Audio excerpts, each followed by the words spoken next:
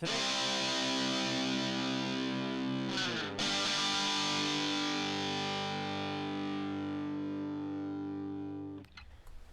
going over to the culture part of the podcast, you have Dylan Mulvaney ghosted at Penn State speaking event as the picture goes viral. Now, Dylan Mulvaney is perhaps the most famous trans activist. It was a fascinating phenomenon in which you had a biological man dress up as or identify as a woman, and do videos of celebrating, quote unquote, every XYZ, or more accurately 1, 2, 3 days of womanhood.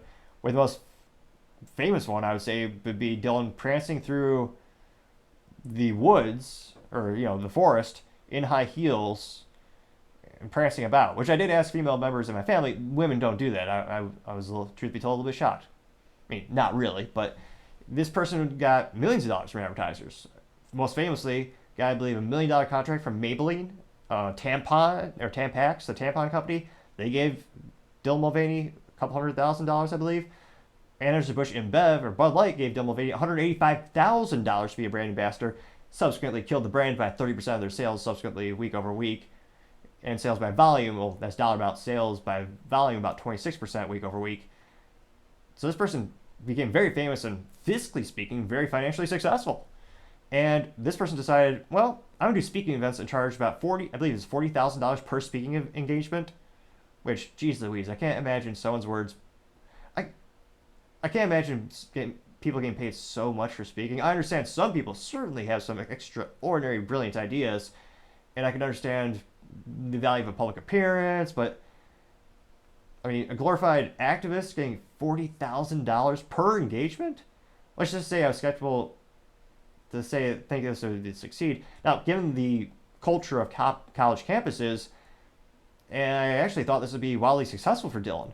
Because again, when you go to most college campuses, I mean, there is no diversity in terms of the teachers. Most of them are very much, politically speaking, left. I remember Ben Shapiro's book, I believe is Brainwashed, where he talks about how there's less than 1% of the teachers at college campuses are conservative. There's really not much for diversity of thought, which should be a concerning thing for many Americans. I thought this would be knocking it out of the park. I thought Dylan was making money left and right, just going to every college campus, raking it in. Now, this tweet actually shows the opposite. This comes from the Young Americans Foundations, and they said, quote, and this is a tweet, large number of empty seats at Dylan Mulvaney's speech at Penn State, unquote. And it shows a picture in which you have a big conference room, and it's pretty much all empty. There might be 9 or 10 people sitting at the very front, but for someone who was going viral, as the youth might say, I mean, millions of followers on the TikTok, millions of followers. And I thought it'd be packed to the roof, so to say. And that picture alone got 2.2 million views and 1.7 thousand likes. And I almost wonder what the comments will be. Probably mostly agreeing with Yaf. Will it mostly be against Dylan Mulvaney? Let's dive in and find out. Based Latinos says, quote, oh, well, I'm sure the venue identifies as sold out, unquote. That got 1.7 thousand likes. ZNO says, quote, he can imagine his audience like he imagines his gender, unquote. That got 1.5 thousand likes.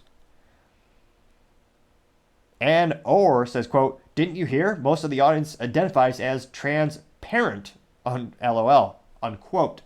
That got 280 likes. American Populist says, quote, and yet, oddly, still too many, unquote. 310 likes. Jake 13 says, quote, he can pretend it's a huge crowd, just like he pretends he's a girl, unquote. 726 likes. NIM6212 says, quote, the 15 minutes are over, unquote, getting 206 likes. Jonas Goldsmith says, quote, surprisingly, the prancing troonery of this modern minstrel show doesn't have an enormous offline following. Very mysterious, unquote, getting 256 likes. Charles Vigan says, quote, the people in the audience are as imaginary as the genders they come up with, unquote. Abigail David Shinso says, quote, I'm sure they identified as not interested, unquote, getting 44 likes. Daniel B. Levin said, quote, everyone heard they were only serving Bud Light, unquote. got 96 likes. Trixie Quee says, quote, even the kids know he's a con artist, unquote, getting 45 likes. Based Normie Mama says, quote, see, I feel like he did all this for fame.